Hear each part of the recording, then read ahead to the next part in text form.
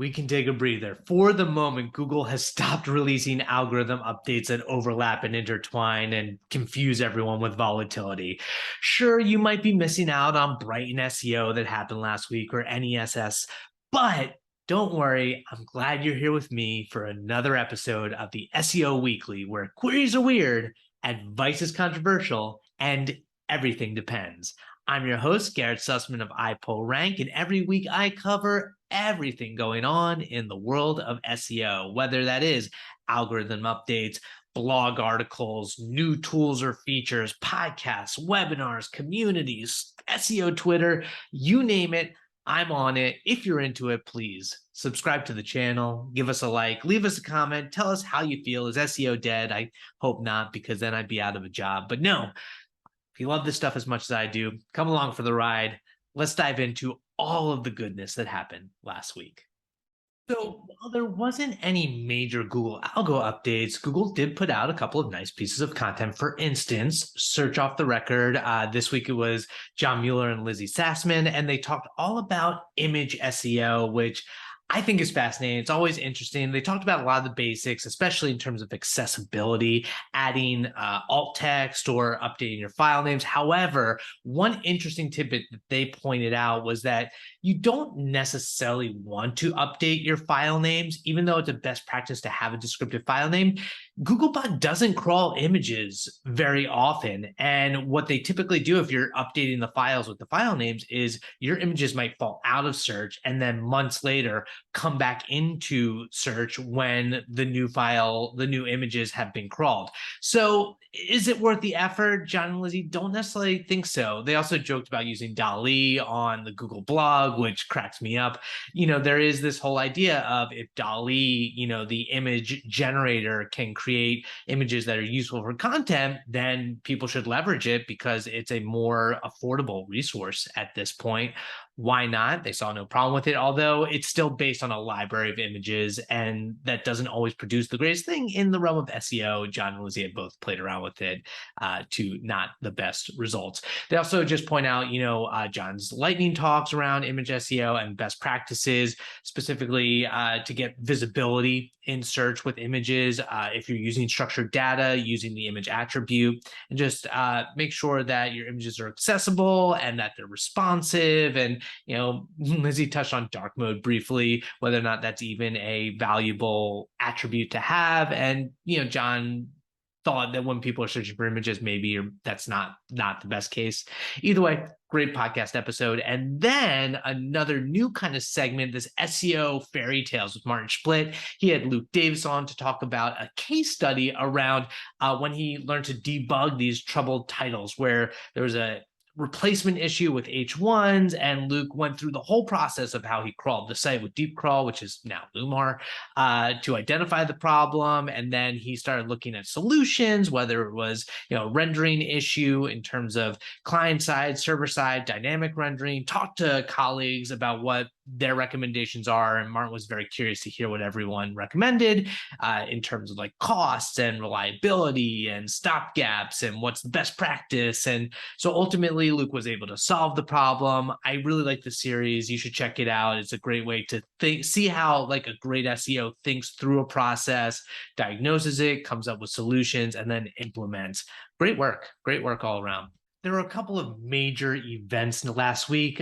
First off, where there was the News and Editorial Summit, NESS, which is all about news SEO. A lot of great practitioners gave talks all around things like preparing your newsroom, and in Barry Adams's case, the death of AMP. John Chihata spoke, Ali Berry, Claudio Cabrera talked all about how to prepare your newsroom. For instance, those first 90 minutes in terms of getting your article up on top stories is critical, and making sure that you have everything SEO related, structured data, whatnot, prepared in terms of making sure that you're making the most of that very time sensitive material in terms of search when people are searching right away for trending news.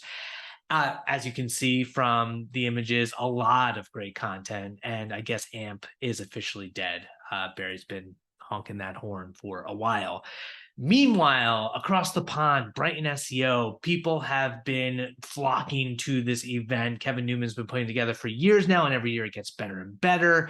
The speaker lineup is so incredibly diverse. It's so incredibly supportive. So many great speakers from like Arij Abouali, Luke Carthy, Crystal Carter, Izzy Wisniewska, Partsuba. Speaking, looked like it was so much fun. I mean, serious FOMO. You can see from all the pictures of people hanging out and just, chatting and connecting and networking and enjoying their time together. I am jealous. Someday I will make it out to Brighton. I really would love to spend the time with all of these wonderful people. One call out that's really important when it comes to these events, under no circumstance should you ever interrupt someone giving a presentation. Izzy Wisniewska had this awful experience where someone corrected her, mid-presentation and told her she was wrong. And not only is that rude in the first place, to do it during a presentation is so disrespectful to people who put so much time and effort into these presentations and really contributing back to the communities. I know the SEO community has a lot of strong opinions and nobody knows definitively one way or the other with a lot of these things because Google is a black box. But please always treat people with respect. Don't pull that crap. It's bull. So anyway, if you did have FOMO, there are ways to watch the recordings. You can see the links in the description notes. But the conferences seem like they were incredible again, as always, annually. Oh man, so much FOMO. In the world of Twitter, there were a couple of really great Twitter threads that I wanted to highlight. The first one is from Olga Zarzeczna, all around search operators. Now, if you're not familiar, there are different kind of characters that you can use in search to provide better results, whether you're using quotations, using and, using or, using a pipe, creating these Booleans to make sure that you're getting specifically what you're looking for. And then, prefixes, if you will, that you can use at the beginning, whether it's like site, colon, whatever you're searching for to find something on a specific site. One that I didn't know, which I need to play with because it sounds really cool, is related colon, which will show you what Google believes are related to a certain entity. Love entity SEO. So that's one that you should definitely check out. I love her examples throughout the Twitter thread. She provides one after the other that are also good. Another little quick tip is if you are anti-gated content, every now and again, companies will actually index the PDF. And so you can search by file name PDF and then find versions of different content that typically is gated that you could have access to. So great Twitter thread by Olga. You should definitely check that out.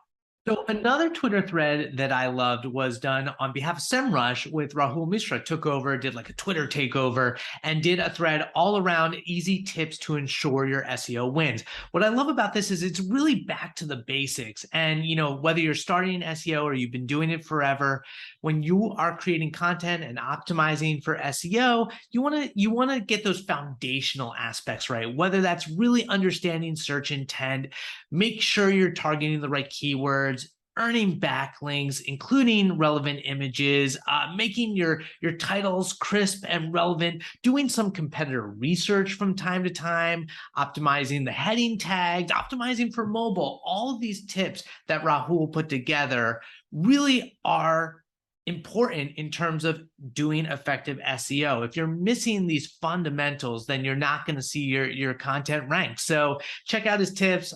Were there any that he missed? Let me know in the comments. Definitely curious about that. Awesome thread, Rahul.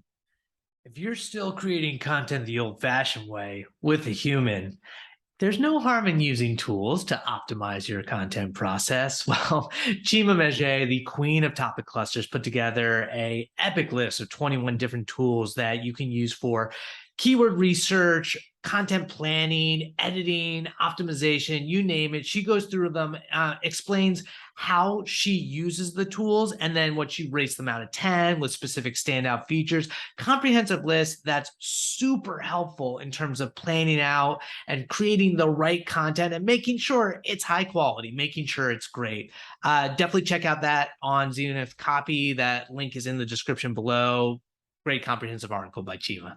So on the Twitter, Jamie Indigo asked, no stupid questions. How is multi-search appearing in Google Search Console? Remember multi-search, the new way that you can search for things using an image and then adding text? Well, Glenn Gabe was like, I'm gonna look into this. I'm gonna do a little research. So he took some queries, he used his Google Lens, he added some local search with the queries, and then he tracked it to the landing pages that he landed on for a couple of clients. And then he looked in Google Search Console, he waited and waited and nothing. He didn't find any tracking whatsoever of Google Search Console on multi-search queries. Then he did also look on how that might show up in Google Analytics. And unfortunately, it doesn't even come up as organic search. It comes up as direct traffic, none, like not really helpful. So he did a cool little mock-up of what he thinks it should look like in Google Search Console, because we want to know. It's like with Google Discovery, you want to know where the traffic is coming from so you can continually do better in SEO. So great little experiment. So if you were wondering how to track multi-search in your Google Search Console, as of right now, you cannot. So not too long ago, the SEO community was a little obsessed over search volume keywords. You know, those long tail keywords that SEO tools are telling you that nobody is searching for. And then there's like backlash being like, no, you need to leverage those. Well, Miriam Jessier wrote this awesome long tail keyword article for Wix talking all about how you can surface those, you know, for your specific niche, and then leverage those in terms of the content that you're creating and answer them more effectively. Because the reality is, even if it doesn't have the volume of a head term, a lot of times those deeper down the funnel, long-term specific intent, long tail keywords are actually going to generate a lot more revenue for your business.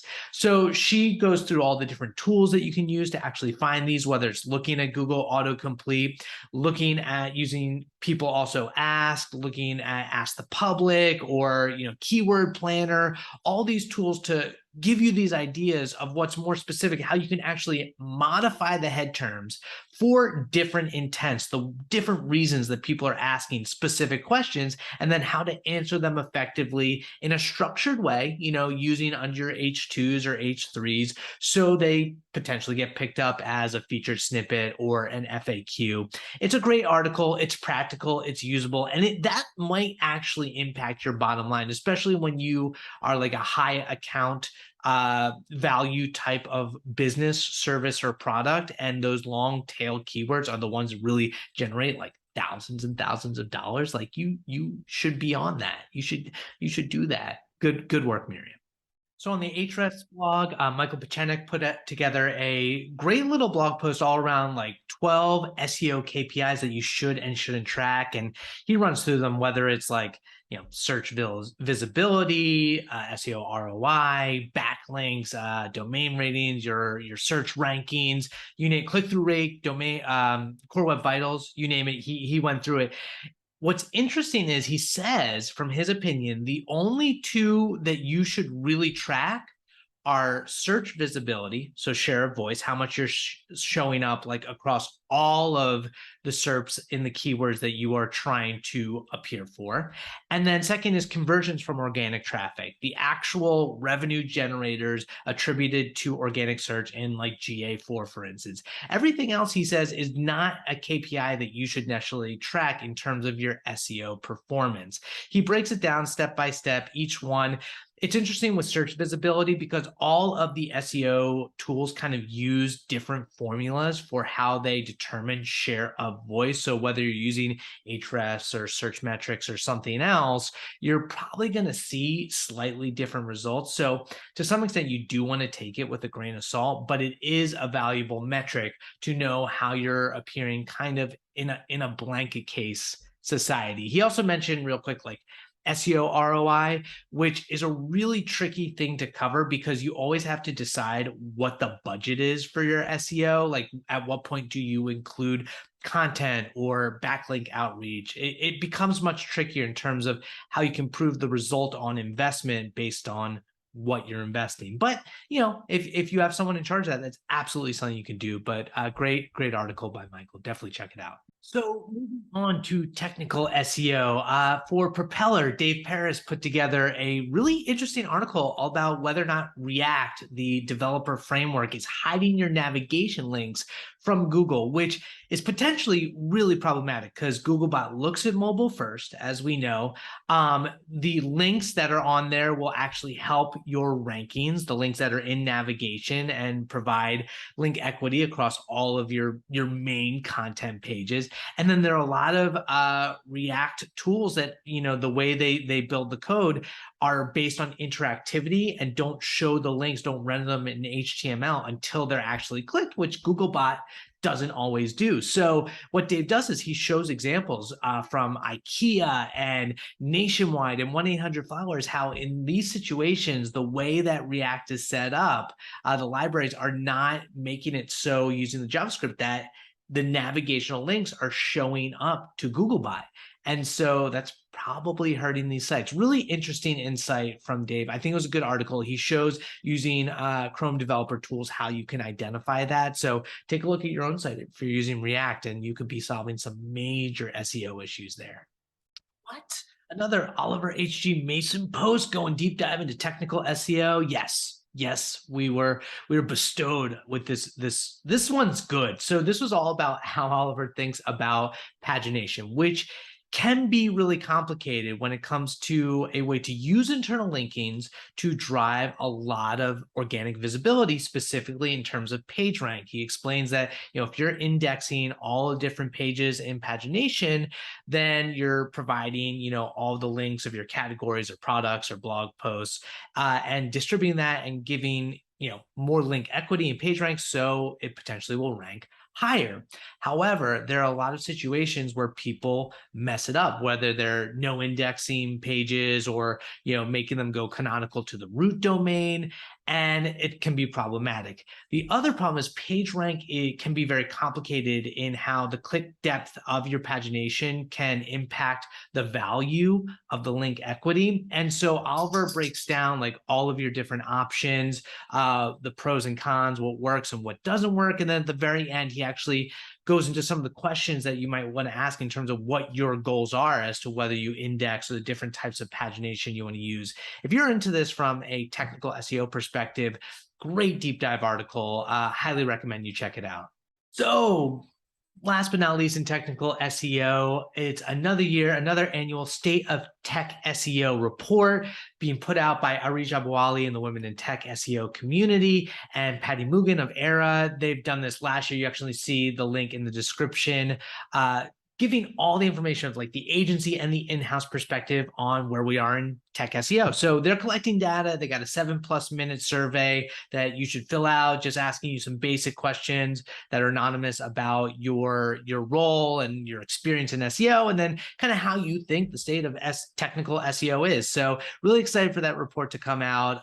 Great work by this team. Definitely want to get them exceed their, submissions of 1,000+, I think it was last year. So cool. So excited for that. Check it out. So speaking of Era, there's actually a couple of neat tools to highlight this week for SEO. The first was actually published by Dave Westby in the Moz blog. So this tool that Era put out is basically a Google Sheet that helps you identify new keyword opportunities and estimate the value of potential traffic that you can get if you were to hit the highest possible ranking that you think you could win. So by pulling like a top 20 report from a ranking tool like Stat or Data for SEO, you plug it into this Google Sheet, and then you remove the domains that you don't think you have any chance of beating. For instance, a travel-related keyword, you might have a hard time beating Expedia, so you remove that from the list, and then the list generates all of these potential keywords and the highest rank that you probably could get, and then what the potential traffic of getting that rank would entail. So it's a great way to prioritize some of your content creation or optimization where you can actually provide realistic positive results. So great job by the team at Era for putting that together. Cool free tool to play around with. Another great keyword tool, Keyword Insights by Shiganthan Mahanadesan and Andy Chadwick of Snippet Digital, had a massive update they call Project Butterfly, which is badass naming your updates. But what they did is they did a design refresh. They did a new algorithm for keyword clustering, content briefs, like generating these awesome content briefs, being able to look at SERP similarities. So if you have two keywords and they have very similar SERPs, should you create a new page for them or be able to target it with the same page?